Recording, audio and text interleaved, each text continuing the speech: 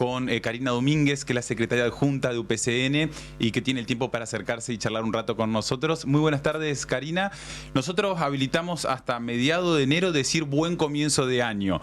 Así que es como hoy es la fecha límite, se lo vamos a decir. Buen comienzo de año también. ¿Qué tal? ¿Cómo están ustedes? Buenas tardes. Sí, hoy una jornada de viernes con novedades para los trabajadores. No es poca cosa en Argentina poder llevar una noticia favorable para los trabajadores, así que en este sentido, por más que nosotros sabemos que siempre hay cosas pendientes y que sobre todo lo salarial es uno de los temas que nosotros queremos que se discuta rápidamente. El instructivo de recategorizaciones ya estaba hecho hace ya unos días, incluso lo firmamos con los ministros Troncoso y Boleas, pero queríamos sí participar de una reunión paritaria para formalizarlo en ese marco. ¿De qué se trata? El instructivo de recategorizaciones es uno más de los que se venían haciendo ya anteriormente dentro del marco de la paritaria, pero este es particularmente distinto. ¿Por qué? Porque tiene varias cuestiones para que los trabajadores sepan. La primera es que pudimos lograr que se respeten los criterios de antigüedad, es decir, que no se bajó ese nivel de antigüedad acumulada que se le exige para ingresar a la recategorización. Segundo, se incorporan las capacitaciones como una nueva condición, requisito. El que no quiere recategorizarse no se capacita, no pasa nada, pero el que quiere recategorizarse va a tener varias instancias con posibilidades de hacerlo. Más rápido si se capacita antes y en el tiempo que lo considere si transcurre todo el 2026 y se anota alguna capacitación, de las cuales muchas están brindadas por UPCN. Y el otro tema importante es que por primera vez se introduce un proceso de recategorización a través de lo que es el expediente electrónico. ¿Qué va a significar eso? No hay papeles.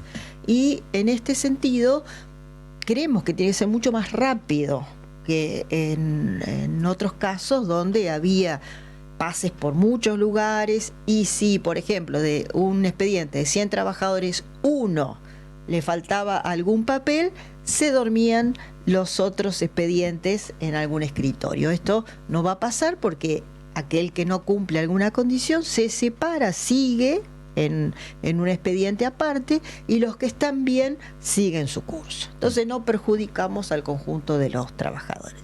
Yo te digo, Tiago, me parece interesante señalar que el instructivo está publicado, está absolutamente visible, transparente para todos los trabajadores. Pueden tener alguna duda, alguna pregunta, estamos para eso. La verdad que hay muchísimas preguntas desde que se firmó el instructivo con el gobierno, con los ministros, pero lo pueden leer. Lo importante es resaltar otras cosas que derivan de esta recategorización. ¿Como por ejemplo? Por ejemplo, que los trabajadores, muy lejos de esa imagen que tiene la sociedad y que no le importa nada, muchísimos trabajadores, miles de trabajadores ya cuentan con el requisito no solo de antigüedad, sino de capacitación. ¿Qué quiere decir? Que el trabajador desinteresadamente se venía capacitando y el gobierno nunca los tuvo en cuenta y ahora eso sirve es un punto más para la recategorización. Se empieza a valorar la capacitación. Desde UPCN ya el año pasado comenzaron con las capacitaciones. ¿Cómo fue la experiencia? Sí, nosotros venimos hace 10 años con la escuela de oficios, con la escuela secundaria para terminar el nivel secundario, que había muchos trabajadores que todavía les faltaba completarlo y algunos todavía están cursando. Pero también muchas capacitaciones o cursos que son de oficio, por ejemplo, para las áreas de mantenimiento. Bueno, se van incorporando cursos, algunos más largos, otros cursos cortos, temas nuevos en la administración pública. Ahora hay que ver todo lo que tiene que relacionarse con las nuevas tecnologías, la comunicación, la parte de los equipos de trabajo, las habilidades blandas. Hay muchísimas capacitaciones, porque por ejemplo, un trabajador de una escuela que se ocupa de servicio general, el otro día preguntaba, ¿y yo en qué me van a enseñar a limpiar mejor? No se trata de eso, se trata de formar quizás en algunas cuestiones que tienen que ver con su trabajo en particular, pero también en los equipos, cómo funcionar de la mejor manera para que el ambiente laboral mejore, para que no haya violencia laboral, para que se respeten los derechos de los trabajadores, para que tenga posibilidades de carrera. Hay muchísimas cosas. Hoy la salud mental es un tema del que tenemos que hablar con todos los sectores, no importa, desde los profesionales hasta aquel que está en un comedor. Hay temas que son transversales para capacitarse. Y nosotros que prestamos un servicio público tenemos que saber lo que le está pasando a nuestra sociedad. Ese es un gran desafío. Pero por otro lado, otras cosas que secundarias también van a aportar y que tienen que saber los trabajadores. Antes, si vos querías una información de un ministerio, ibas al ministerio y pedías los legajos en el ministerio, otro en el caso en salud, etcétera. Hoy va a haber todo un registro unificado, por lo tanto vamos a saber qué pasa realmente en el empleo público de la provincia. Nosotros creemos que los días que más se faltan en la administración pública serían, porque no es correcto, los lunes y los viernes. Sí. No es cierto. Los días que más inasistencia se registran son los días martes.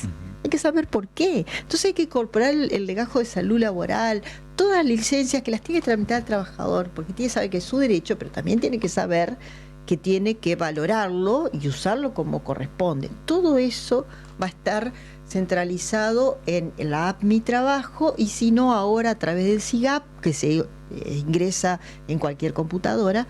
Por supuesto que genera miedo, por supuesto que genera dudas, pero ahí vamos a estar para acompañar. Por eso el rol de los sindicatos a partir de esta recategorización es totalmente distinto. ¿Van a tener allí alguna reunión en el caso para despejar alguna duda que surja sí, con los trabajadores? Nosotros, primero, para quien no haya accedido, hicimos, si nosotros tenemos en nuestras redes, un simulador. Vos pones los datos y de acuerdo a esos datos podés saber si te toca o no te toca una categoría más. Después lo podés chequear con el instructivo para estar seguro, pero en principio es una ayuda.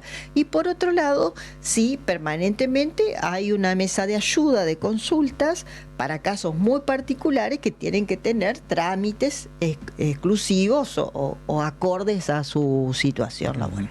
Mencionaste violencia laboral, me surgió una de las dudas. Para acceder a la recategorización, si está como requisito tener la capacitación en la ley Micaela, por ejemplo, o algún otro requisito. No es requisito la ley Micaela. Bien. La ley Micaela la han hecho muchísimos trabajadores y sí se tiene en cuenta como capacitación, pero no es excluyente que sea la ley Micaela. Hay muchos otros temas que sí se van a incorporar.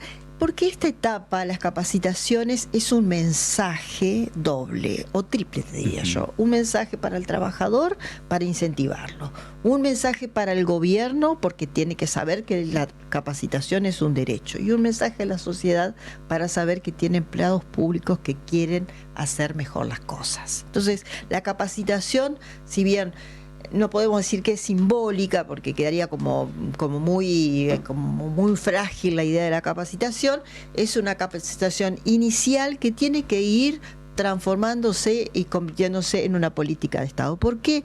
Porque esta recategorización es la antesala del convenio colectivo de trabajo. No tenemos ninguna duda. Vamos a trabajar fuertemente para eso. Nosotros sabemos que es difícil, el gobierno tiene resistencia, pero vamos a trabajar para eso.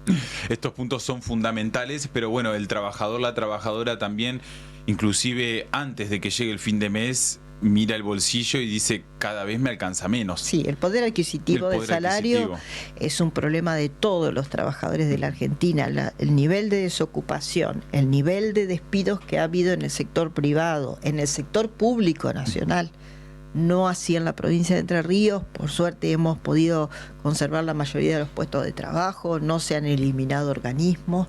Eso para nosotros es un piso importante para el análisis de todo lo que significa. Va a ser un año de peleas, va a ser un año de conflictos. Ahí va la consulta con respecto a la reapertura de la discusión salarial. ¿Cómo viene esa situación? Nosotros tenemos que construir colectivamente una lucha, primero consciente, responsable, pero también unificada, que le dé fuerza a los trabajadores. No una lucha que tenga que ver con protagonismo de los dirigentes o de las instituciones sindicales. La lucha tiene que ser desde la convicción del trabajador. A veces tiene costos, pero hay que asumirlos en virtud de poder estar mejor. Yo sé que causa de alguna manera a veces esto críticas, pero es muy importante que la conciencia colectiva hoy sea un punto fundamental de apoyo para lo que sigue. Porque si prospera la reforma laboral, si prospera todas las ideas que trae el gobierno de Milei, el escenario para la Argentina va a ser muy difícil. Entonces, como trabajadores también tenemos que ser solidarios con lo que está pasando en el sector privado, en el sector público nacional, y poder pasar esa etapa del miedo para pasar a una etapa de convicción de que no se puede regresar de esta manera en lo que significa los derechos de los trabajadores. A veces el sálvese quien pueda es lo que prima, o la crítica sobre lo que a mí no me alcanza es lógicamente lo que está sobre la mesa de cada día del trabajador. Pero esto no significa resignar nada, pero sí decirle al gobierno que necesitamos recuperar salario. ¿Van a guardar la fecha de la convocatoria? Sí, necesitamos hablar de salario, necesitamos discutir, necesitamos el máximo esfuerzo, necesitamos un gesto del gobierno provincial. Después podemos analizar si el congelamiento salarial es realmente de 8 meses, es de menos, cuánto perdimos, en dónde nos podemos posicionar. La cuestión es poder hablar de salarios. Y además, el aumento salarial no es tampoco cuánto porcentaje, porque el porcentaje tiene distintas implicaciones, y a veces es tramposo inclusive hablar de porcentaje. Y si no, decime cuando hablamos de porcentaje de inflación si no es tramposo. Sí, cuando hablamos del 2,8, claro, hablamos de un porcentaje, pero resulta que el transporte es del 4%, y la mayoría de los trabajadores no tienen un auto para ir a trabajar. Entonces, por eso los porcentajes son tramposos, pero sí sabemos que un día podemos comprar una bolsa de supermercado y cuando vamos en el paso del tiempo podemos comprar mucho menos productos. Karina, tenemos una consulta de un televidente que lo leemos allí en pantalla, si lo podemos responder. Que se suman al programa, nos escriben y nos dicen lo siguiente. Hola, buenas tardes. Quisiera saber qué tiene que hacer mi señora, que está atrasada en una categoría. Ella trabaja en el Colegio Nacional. Ella lleva 17 años y 6 meses y tiene la categoría 6, y por un mes no le dieron la 5. Dice que tiene que hacer desde ya. Muchas gracias. Este tipo de consultas deben surgir un montón, ¿no? Sí, pero es buenísimo que primero el tono de la consulta, ¿no? Porque en realidad lo que está queriendo es resolver el problema. Salimos de la crítica para resolver el problema. Eso me parece ya positivo. Bueno, si quedó la anterior recategorización sin poder acceder, seguramente ahora va a cumplir con la antigüedad. Bien. Lo que tiene que hacer es acreditar una capacitación. Si no la tiene en febrero, va a tener en UPCN muchísimas de mañana y de tarde capacitaciones para hacer, para que este requisito pueda ser cumplido. Y esa va a ser la segunda etapa que comienza en el mes de agosto a aplicarse. Si no se recategoriza en forma inmediata, lo va a poder hacer en 2 etapas más. Excelente. ¿Tenemos un mensaje más? Así lo leemos. Gracias a toda la gente que se suma con algunas consultas. Hola, le pregunto a Karina. Yo tengo 26 años de servicio como chofer de ambulancia y tengo categoría 4. ¿Es así o es otra categoría? Bueno, hay que ver...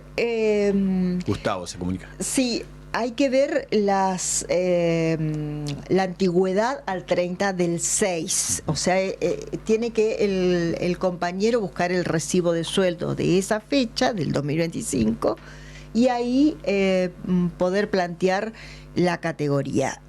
Los choferes tienen una categoría inicial distinta. Bueno, hay que ver si es un chofer de un hospital general o de un hospital de salud mental, es distinto.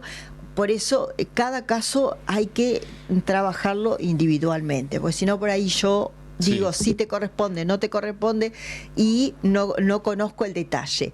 Pero es muy fácil, porque si ustedes ven el instructivo hay un cuadrito. En ese cuadrito se puede ver si tengo tal antigüedad, me corresponde tal categoría. Tengo que hacer la capacitación. Nos siguen llegando más consultas, pero se nos terminó el tiempo. Ya lo vamos a seguir tratando al tema. Por suerte hay interés también con respecto a ello. Karina Domínguez, gracias por el tiempo. Bueno, muchas gracias a ustedes. Buenas tardes a la audiencia. Igualmente. Abrimos la ventana y hacemos un recorrido por la